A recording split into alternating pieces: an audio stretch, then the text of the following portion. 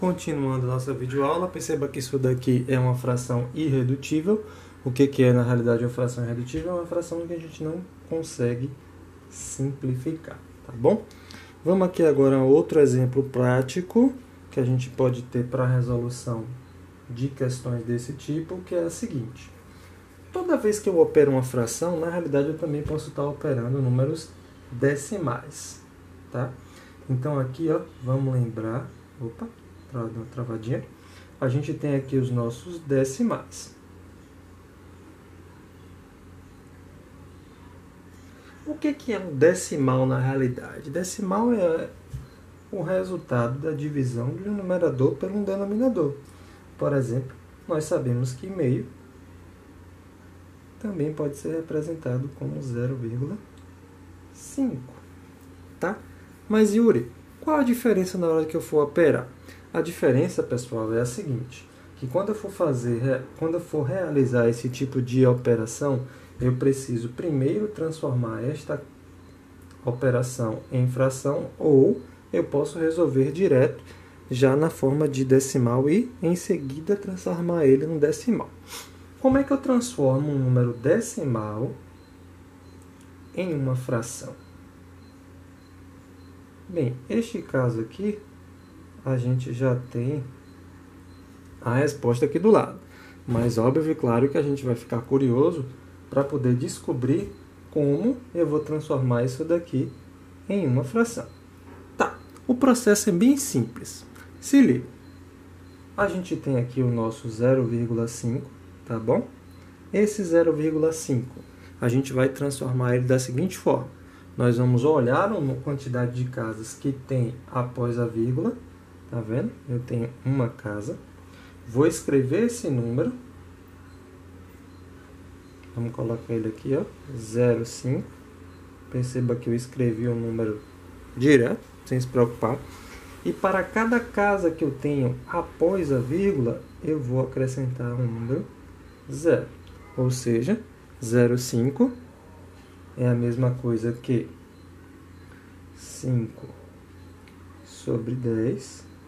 Como eu sei que vocês já estão ligados aí, super espertos, isso daqui eu posso estar simplificando por 5 em cima e embaixo.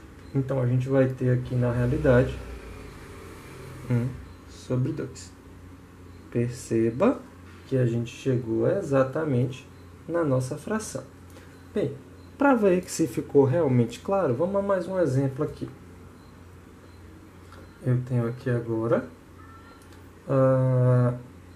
vamos pegar logo o decimal, 0,25. Perceba que o nosso processo prático consiste em descobrir quantas casas eu tenho após a vírgula. Nesse caso aqui a gente vai ter 2, tá?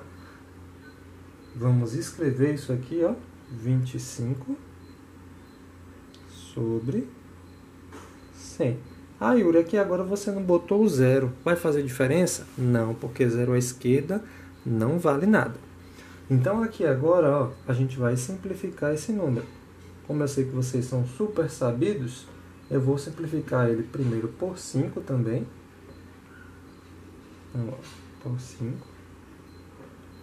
A gente vai ter 5 sobre 20. Aí alguns espertinhos já vão dizer, Yuri, por que você não simplificou logo por 25? Vamos com calma.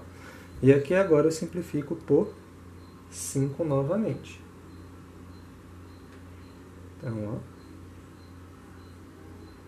Depois que a gente simplificou por 5 duas vezes, eu vou ter 1/4. Fechou a minha fração. Então, tá aí uma explicação bem simples como é que eu transformo um número decimal em uma fração, tá bom? Vamos lá. Continuando aqui a nossa videoaula. Se liga. Se eu tiver que somar dois números decimais...